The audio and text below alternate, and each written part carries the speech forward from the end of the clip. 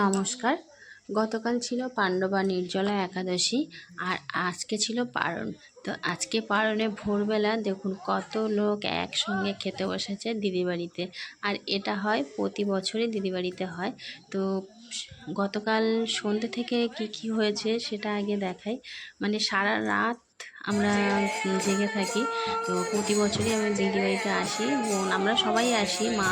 তো যাই হোক, ওদের আশেপাশে ওদের যা মাতাজি প্রভুজি মানে সবাই আসে, ওদের একসঙ্গে যারা সব ভক্তরা, তো সবাই এসে একসঙ্গে হরিনাম সংকীর্তন হয়। এটা সারা রাতই হয় হরিনাম সংকীর্তনটা। আর মানে এটা রাত্রে জাগরণ, সারাদিন উপোস করে নির্জলা উপোস করে আর রাত্রে জাগরণ করলে এই ফলটা, এই মানে পাণ্ডবা নির্জলা একাদশী ফলটা লাভ হয়। এই পাণ্ডবা নির্জলা একাদশীটা এসেছে ভীমসেন, পাণ্ডব পঞ্চপাণ্ডবের ভীমসেনের একাদশীর থেকেই। মানে ভীম সব একাদশী করেনি, একটাই একাদশী মানে বলেছিল যে সব একাদশীতে কি ফল কি লাভ হয়। তো সব একাদশী উনি করতে পারেনি, তখন এই একটাই একাদশী করেছিল কিন্তু খুব নিষ্ঠাভাবে। সেই জন্য আর এতে কী ফল লাভ হয়, যাতে অন্য অন্য একাদশীগুলো আমরা করি, যাই খাই তাতে কিছু না কিছু ভেজাল থাকে। সেই জন্য একটাই একাদশী হয় এই আমরা নির্জলা করি আর সারাদিন উপোস থাকি, সারা হরিনাম সংকীর্তন করি, পরনিন্দা পরচর্চা না করে ভগবানের নাম গান করি, গীতা পাঠ বলো, ভগবানের নাম করো, জপ মহামন্ত্র জপ করা, এইসবগুলো করা হয়। করে সারা রাত জাগা হয়, একসঙ্গে কৃষ্ণ কথা একটু শ্রবণ করা হয়। তো অনেক প্রভুজিরাও এসেছিল, তারা হরিনাম সংকীর্তন করেছে, অনেক প্রবচন দিয়েছে, অনেক মাতাজিরাও এসেছে। আমাদের যে সাপুচি দিদির বাড়ির পাশে যে সাপুচি ইস্কন যে একটা মন্দির আছে, তো সেই মন্দির থেকে মানে গোশালা, ওই মন্দির থেকে একজন মাতাজি এসে গান করছিলেন। তারপরে 12:30টায় 1টা বাজে, তখন বসে গেল রান্না। মানে এই যে সারাদিন আমরা উপোস করে আছি, নির্জলা উপোস করে আছি সবাই, এই যে হরিনাম সংকীর্তন করছে, সকালবেলা পারণ করা হবে। তো সারাদিন যারা খায়নি, তো ভোরবেলা সব ভগবানের দিয়ে পালন করা হবে। তো সেই জন্যই হচ্ছে রান্নাবান্না শুরু হয়েছে। ওর এই রান্নাবান্না দুটো গ্যাসে 2 দিকে করছে, আর অনেকজনের রান্না, অনেক লোক খাওয়া দাওয়া করে। সেই জন্য মানে 12টার পরেই রান্নাটা বসায়। তো দুটো প্রভুজি মিলে রান্নাবান্না করছিল দুটো গ্যাসে, আর সবাই মাতাজিরা একটু জোগাড় যন্ত্র করে দিয়েছিল। মানে সবজি কাটাকুটি থেকে, নিরামিষ রান্না যেহেতু, তো সবজি কাটাকুটি সেগুলো করতে হয়। তো আমার দিদি সেগুলো সব দেখিয়ে দিচ্ছিল কী করতে হবে না করতে হবে। দিদি প্রচুর খাটে, মানে এই লোকজন খাওয়ানো, তারপরে একটা অনুষ্ঠান, সারা দিন মানে খুব কষ্ট। তো দিদি শুধু এই যে পাণ্ডবা নির্জলা একাদশী তাই নয়, মানে আরও অনেক কিছুই ওদের বাড়িতে অনুষ্ঠান হয়, জন্মাষ্টমী উপলক্ষে হয়, তো নন্দ উৎসব হয়, অনেক কিছুই হয়।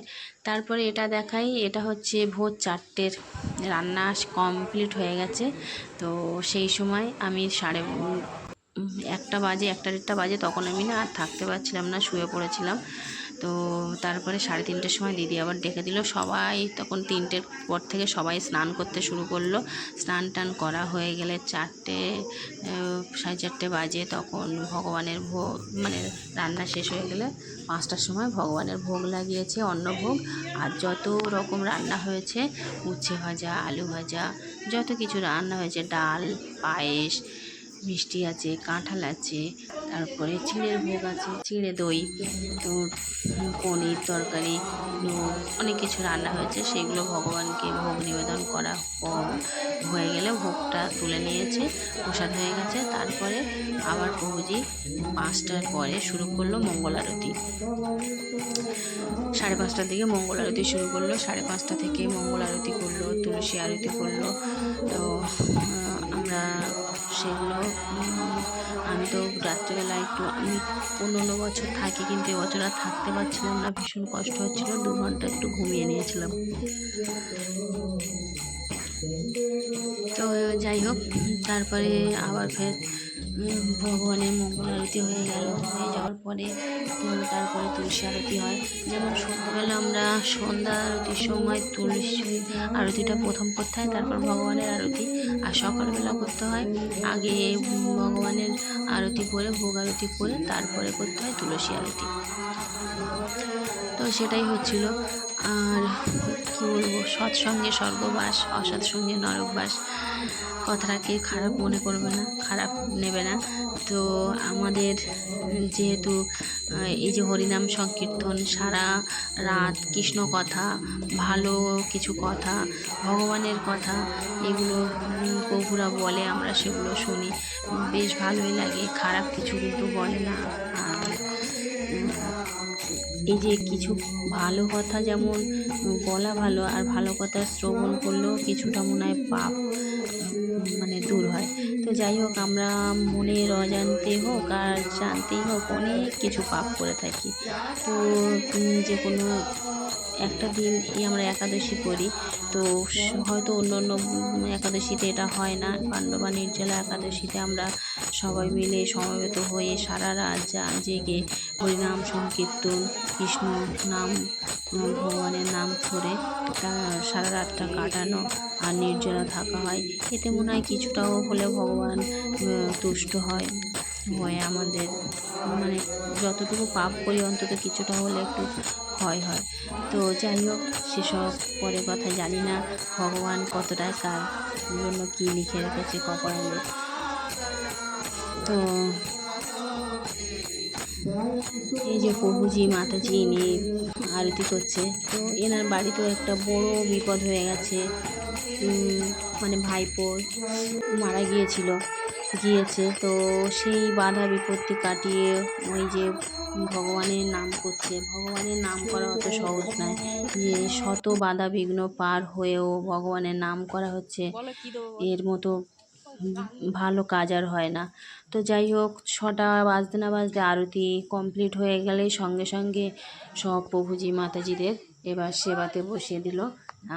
দিদির বাড়িতে দেখুন, যে অনুষ্ঠানটা হয় গ্যারেজের মধ্যে, মানে গাড়ি রাখে সেখানে। তো আর মাঝখানে একটা বড় লম্বা উঠোন আছে, 2 সারি বসিয়ে একেবারে 30-40 জন খেতে পারে একেবারে। তা সেইভাবেই সব খাওয়া দাওয়া হচ্ছিল। আর 2-3 ব্যাচ বসলো, বসার পরে আমরা লাস্ট ব্যাচ বসেছি, বসে আমরা খাওয়া দাওয়া করলাম। তো কি কি খাওয়া দাওয়া করেছি সেটা একবার এক ঝলক দেখিয়ে দিই।